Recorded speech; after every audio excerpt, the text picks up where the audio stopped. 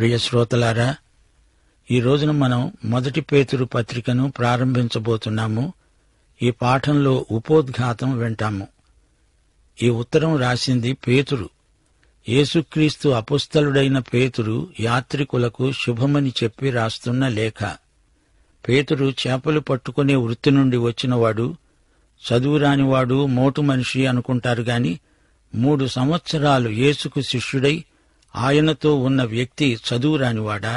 కానీ కాదు. పేతురుకు అసాధారణమైన యేసు జ్ఞానమున్నది. పేతురు రాసిన పత్రికలు వింటూ ఉండగా ఆయన జ్ఞానం ఎంత లోతైనదో మీరే గ్రహిస్తారు. పేతురు జటిలమైన సిద్ధాంతాలను చర్చించగలడు. కఠినమైన ఆధ్యాత్మిక అంశాలను విడమరిచి మనకు చెప్పాడు. పత్రిక ఆరంభంలోనే దేవుని భవిష్య జ్ఞానాన్ని ప్రస్తావించాడు.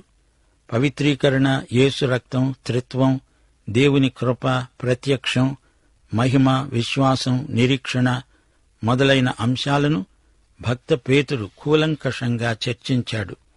కొన్ని వచనాల్లోనే ఎన్నెన్నో సిద్ధాంత సత్యాలను పొందుపరచిన అపుస్తలిక బోధకుడు పేతురు. పేతురు జ్ఞానం యేసుక్రీస్తు శిష్యత్వంలో అతనికి లభించింది. పేతురు చదువురాని బెస్తవాడు కాడు. యేసు జ్ఞానాన్ని అనుభవపూర్వకంగా అలవరుచుకున్న భక్తుడు. పేతురు రాసిన 2 పత్రికలు జాగ్రత్తగా ధ్యానం చేస్తే అతని ప్రవర్తన పరివర్తనశీలమైందని గుర్తిస్తాము. మొదట్లో అతడు తొందరపాటు మనిషి. పెంతెకొస్తు తరువాత మహాసాత్వికుడైపోయాడు. మొదట యేసును వెంబడించినప్పుడు పిరికివాడు. ఆ తరువాత గొప్ప ధైర్యశాలి, సాహసికుడు అయ్యాడు. ప్రభువే స్వయంగా అన్నాడు, సీమోను, నీవు బలహీనుడివి, నిన్ను పెట్రోస్ అనగా రాతి మనిషిని చేస్తాను, గట్టి మనిషిని చేస్తాను.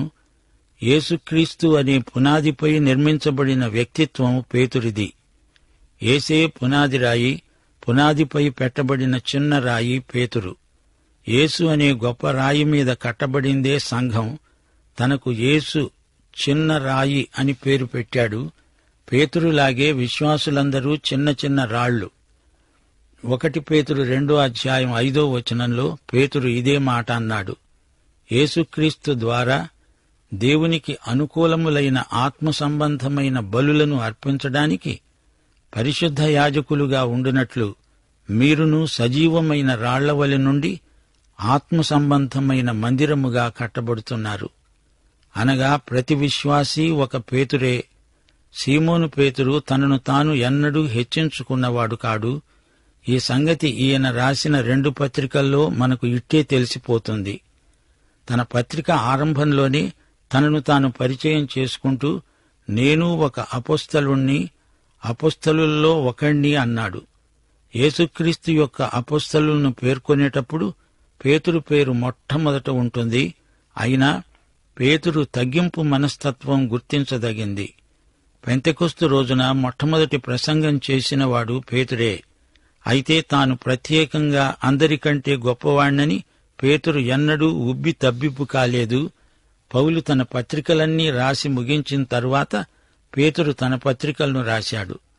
క్రీస్తు శకం 54-57 మధ్యలో పేతురు పత్రికలు రాయబడినవి. అప్పుడే నీరో చక్రవర్తి దుష్టపరిపాలన రోములో ఆరంభమైంది. క్రైస్తవులను హింసించడం మొదలైంది. పేతురు కూడా హతసాక్షి అయిపోయాడు.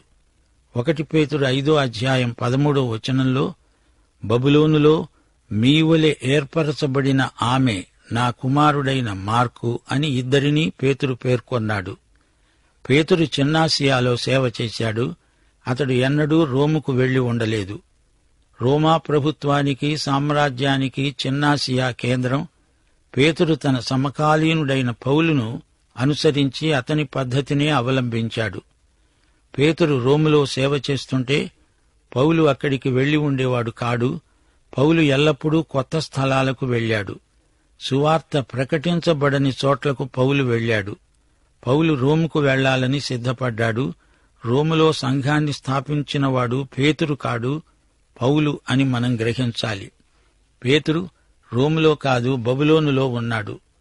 బబులోనులో మీవలె ఏర్పరచబడిన ఆమెను పేర్కొన్నాడు. పేతురు ఈ పత్రికను ఎవరికి రాశానంటున్నాడు? పొంతు, గలతీయ, కప్పదొకియ, ఆసియా, బితునియా అనే దేశములందు చెదరిన వారిలో చేరిన యాత్రికులకు ఈ పత్రిక రాశాడు. ఈ మాట తానే పత్రికారంభంలో చెప్పుకున్నాడు. ఈ ప్రాంతాలన్నీ చిన్నాసియాలోనే ఉన్నాయి. ఇప్పుడు ఈ ప్రాంతాన్నే టర్కీ అని వ్యవహరిస్తాము. ఈ ప్రాంతాల పేర్లు తూర్పు నుంచి పడమర దిశలో క్రమంగా చెప్పాడు. ఈ ఉత్తరం రాసేటప్పుడు పేతురు తూర్పు దిక్కున ఉన్నాడు. తానున్న చోటు నుండి ఆయా ప్రాంతాలకు పడమటి దిశగా వరుస క్రమంలో చెప్పాడు. దీన్ని బట్టి పేతురు పత్రిక రాసినప్పుడు బబులోనులో ఉన్నట్లు ధృవపడుతోంది. చాలామంది యూదులు బబులోనుకు చెరగొనిపోబడ్డారు. ఆ తరువాత వారిలో కొందరు మాత్రమే తమ స్వదేశానికి తిరిగి వచ్చారు. తిరిగి వచ్చిన వారు అంతగా ఉంటే 60,000 మంది ఉంటారు. బబులోనులో యూదుల కాలనీ ఒకటి ఉంది. రోములో క్లాడియస్ చక్రవర్తి పెట్టే హింసలకు తట్టుకోలేక కొందరు బబులోనుకు పారిపోయారు. అకుల, ప్రిస్కిల్లా రోము నుండి కొరింతుకు పారిపోయారు. మరికొందరు బబులోనుకు వెళ్లిపోయారు. క్రైస్తవులకు, యూదులకు చెప్పరాని శ్రమలు, హింసలు ప్రాప్తించాయి. పేతురు ఎక్కువగా యూదుల మధ్యనే సేవ చేశాడు. చిన్నాసియాలో, యూద వలస కేంద్రాలలో, ప్రత్యేకంగా బబులోనులో సేవ జరిగించాడు. అప్పటికి బబులోను గొప్ప నగరం, యూఫ్రటిస్ నదీ తీరాన ఉన్న పట్టణం. బబులోను చెర తర్వాత చాలామంది యూదులు బబులోనులోనే ఉండిపోయారు. పేతురు రోములో చనిపోయాడని కొందరంటారు గాని దానికి చారిత్రక ఆధారాలు లేవు. సీమోను పేతురు చెదరిపోయి ఉన్న యూదుల మధ్య సేవ చేసిన అపోస్తలుడు. పౌలు పడమటి దిక్కుకు వెళ్లాడు. పేతురు తూర్పు దిశగా వెళ్లాడు. ఇక ఈ పత్రిక సారాంశమేమిటో చూద్దాము. శ్రమల మధ్య క్రైస్తవ నిరీక్షణ అనేది ఈ పత్రిక ముఖ్యాంశం. ఎన్నో క్రైస్తవ సత్యాలను పేతురు వివరిస్తాడు. అతని రచనలో, శైలిలో ఒక ప్రత్యేకత ఉంది. పేతురు యొక్క భావోద్వేగం అతని మాటల్లో ప్రస్ఫుటంగా వ్యక్తమవుతుంది. పేతురు నిరీక్షణ అపోస్తలుడు, పౌలు విశ్వాసపు అపోస్తలుడు, యోహాను ప్రేమ అపోస్తలుడు. పేతురు పత్రికలో నిరీక్షణను గురించిన ముఖ్య సందేశమున్నది. శ్రమలు అనే కీలక పదం ఈ పత్రికలో ఎక్కువగా వినపడుతుంది. పేతురు కృపను గురించి కూడా ఎక్కువగా మాట్లాడాడు. 16 సార్లు శ్రమలు, హింసలు ఈ పత్రికలో పేర్కొనబడినాయి. శ్రమల మధ్య నిరీక్షణ ఎంత అవసరమో పేతురు పత్రిక మనకు బోధిస్తుంది. శ్రమల మధ్య ఆశాభావం, నిరీక్షణ విశ్వాసులకు ఉండాలి అనేదే ఈ పత్రిక సందేశం. యేసుక్రీస్తు శ్రమలను గురించి కూడా పేతురు ఎంతో చెప్పాడు. హెబ్రీ పత్రికలో, యాకోబు పత్రికలో కూడా యేసుక్రీస్తు శ్రమలు చెప్పబడ్డాయి. అయితే ఈ అంశాన్ని పేతురు వివరించిన తీరు ప్రత్యేకమైనది. పేతురు చెప్పే ప్రతి మాట అనుభవాత్మకమైనది. అతని హృదయపు అట్టడుగు నుండి వచ్చింది. యేసు ప్రభువు శ్రమలు, ఆయన గాయాలు పేతురు మాటల్లో ఎంతో ఉద్రేకభరితంగా ధ్వనిస్తాయి. చెప్పశక్యము కాని ఆత్మానందం పేతురును నింపివేసినట్లు అతని మాటల్లో వ్యక్తమవుతుంది. యేసు శ్రమలను గురించి బోధించే వ్యక్తి శ్రమలు అనుభవించిన వాడైతే ఆ సందేశం హృదయాలను ఆకట్టుకుంటుంది. క్రీస్తు కోసం నిలిచిన వ్యక్తికి శ్రమలు తప్పవు. యేసు శ్రమలలో పాలు పొందిన వ్యక్తి మాటల్లో అద్భుతమైన శక్తి ద్యోతకమవుతుంది. పేతురు అనుభవంలో నుంచి పెల్లుబికి వచ్చిన ప్రవాహమే ఈ పత్రిక. వాక్యాన్ని అనుభవించి బోధించే ఉపదేశకులకు పేతురు పత్రిక గొప్ప వాచిక పుస్తకం. తేనె తాగిన వ్యక్తి తేనె తియ్యగా ఉంటుంది అని చెబితే అతని మాటలు కూడా తేనెలాగా తియ్యగా ఉంటాయి. దానినే అనుభవ జ్ఞానం అంటాము. శ్రమలను గురించిన సిద్ధాంతం పేతురు మనకు బోధించడు. తన అనుభవాల ఖజానాలో నుంచి తీసి మనకు ఈ ఆణిముత్యాలను పంచిపెడుతున్నాడు. మనకు అట్టి అనుభవం కలగాలని పేతురు ఆశ, అభిలాష. శ్రమలలో ఉన్న విశ్వాసులకు ఈ పత్రిక గొప్ప ఆదరణ. చెదరిపోయి ఉన్న యూద క్రైస్తవులకు రాయబడిన పత్రిక ఇది. విశేషించి చిన్నాసియాలో చెదరిపోయి ఉన్న విశ్వాసులను ఉద్దేశించి పేతురు ఈ పత్రిక రాశాడు. అయితే ఇది లోకమంతటా చెదరిపోయి ఉన్న క్రైస్తవులకు, విశ్వాసులకు కూడా వర్తిస్తుంది. ఆ రోజుల్లో క్రైస్తవులు ఎన్నో రకాల చిత్రహింసలకు గురి అవుతున్నారు, హతసాక్షులవుతున్నారు. మధ్యధరా సముద్ర ప్రాంతాలలోకి సంఘం చెదిరిపోయింది. ఈ పత్రికలోని కీలక వచనం 1 అధ్యాయం 7వ వచనం. నశించిపోయే సువర్ణము అగ్ని పరీక్ష వలన శుద్ధపరచబడుతున్నది గదా, దానికంటే అమూల్యమైన మీ విశ్వాసము ఈ శోధనల చేత పరీక్షలకు నిలిచినదై యేసుక్రీస్తు ప్రత్యక్షమైనప్పుడు మీకు మెప్పు, ఘనత, మహిమ కలగడానికి కారణమవుతాయి. ఈ పత్రిక మొత్తంలో 3 వ్యక్తులు పేర్కొనబడ్డారు: సిల్వాను, మార్కు, రచయిత అయిన పేతురు. యెరూషలేము, రోమా, పొంతు, గలతీయ, కప్పదొకియ, చిన్నాసియా, బబులోను, మొత్తం 7 ప్రాంతాలు పేర్కొనబడ్డాయి. ఈ పత్రికలో పేతురు వాడిన దృష్టాంతాలు ఎంతో అర్థవంతమైనవి. కొన్ని సత్యాలను విశదీకరించడానికి ప్రభువు ఇలాంటి ఉపమానాలనే ప్రయోగించాడు. అసలు ఈ రచయిత పేరే ఒక ఉపమానం. పేతురు అంటే రాయి, అతనికి ఈ పేరు పెట్టింది యేసే. పేతురు సంఘాన్ని గురించి చెప్పవలసి వచ్చినప్పుడు అదొక ఆధ్యాత్మిక మందిరం అన్నాడు. విశ్వాసులు సజీవమైన రాళ్లు, క్రీస్తే పునాది రాయి. ఈ మాట ప్రభువే స్వయంగా అన్నాడు. ఈ బండ మీద, అనగా తానే ఆ బండ, ఈ బండ మీద నా సంఘమును కడతాను. సంఘమును గురించి శ్రద్ధ తీసుకోవలసిందని ప్రభువు పేతురుకు ఆజ్ఞాపించాడు.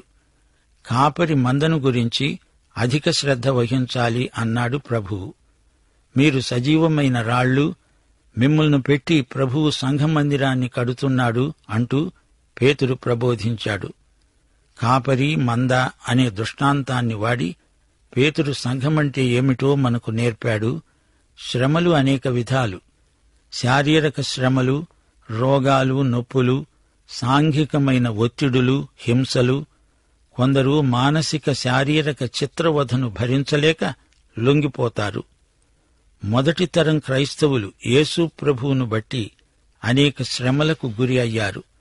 క్రైస్తవులను దారుణంగా కొట్టారు, రాళ్లతో కొట్టి చంపారు, చెరసాల నిర్బంధంలో వారిని ఉంచి మరణశిక్ష విధించారు. విశ్వాసులను సింహాల గుహలో పడవేశారు. అపొస్తలులు ఈ బాధలన్నీ అనుభవించారు. పేతురును చెరసాలలో వేసి అధికారులు కొట్టారు, హింసించారు. క్రైస్తవ విశ్వాసం కోసమై శ్రమపడే వారికి ప్రోత్సాహకంగా పేతురు ఈ పత్రిక రాస్తున్నాడు. విశ్వాసులు తమ ప్రభువుకు నమ్మకంగా ఉండాలని పేతురు వారికి ప్రబోధం చేస్తున్నాడు. ఎన్ని శ్రమలొచ్చినా విశ్వాసులు నిరుత్సాహపడాల్సిన పనిలేదు. దేవుడనుగ్రహించిన రక్షణ కొరకై దేవునికి స్తోత్రం. శ్రమలు మీ విశ్వాసాన్ని బలపరుస్తాయి, మెరుగుపరుస్తాయి. పరిస్థితులు ఎలా ఉన్నా విశ్వాసాన్ని కోల్పోకూడదు. రక్షణ మర్మం ప్రాచీన ప్రవక్తలకు పూర్తిగా బోధపడలేదు. అయితే ఇప్పుడు క్రీస్తునందు రక్షణ మనకు బయలుపరచబడి ఉంది. ఇంత గొప్ప రక్షణ మనలను పరిశుద్ధ జీవితానికి ప్రేరేపిస్తుండగా మనం శ్రమలనెందుకు లెక్క చేయాలి? దేవుని యందు నిరీక్షణ ఉంచాలి. తోటి సోదరీ సోదరులను మిక్కుటంగా ప్రేమించాలి.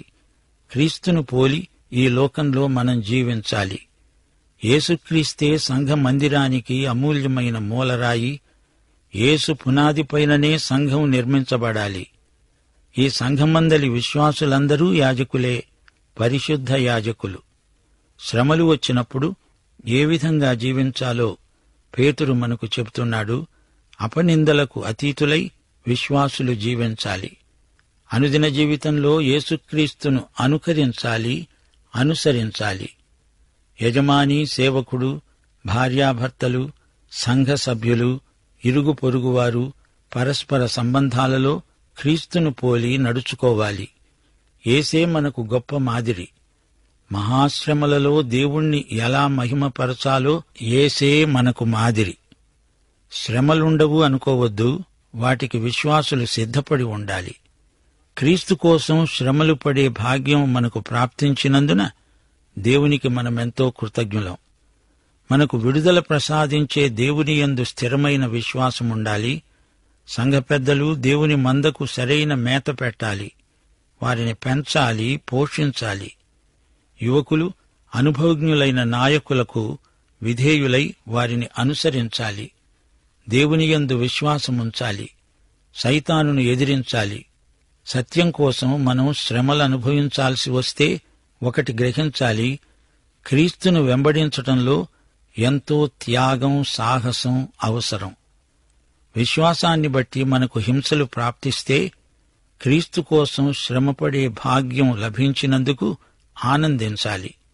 దేవునికి కృతజ్ఞతలు చెప్పుకోవాలి. యేసు ప్రభువు మన కోసం ఎంతో శ్రమపడ్డాడు గదా. అదే మార్గాన ఆయన అడుగుజాడలలో నడిచేటప్పుడు మనకు శ్రమలు తప్పవు. ఈ పత్రికను మీరు జాగ్రత్తగా వినాలి. వింటూ ఉండగా పరిశుద్ధాత్మ మీలో ఒప్పుదల కలిగిస్తాడు. శ్రమలు మనకు ఆధ్యాత్మిక పరిశ్రమలు. శ్రమలెన్ని వచ్చినా ఆయనకు నమ్మకంగా ఉందాము. దైవాశీస్సులు. ప్రభువైన యేసుక్రీస్తు వారి కృప, తండ్రి అయిన దేవుని ప్రేమ, పరిశుద్ధాత్మ యొక్క అన్యోన్య సహవాసము, సమాధానము మనకందరికీ సదాకాలము తోడై ఉండునుగాక. ఆమేన్.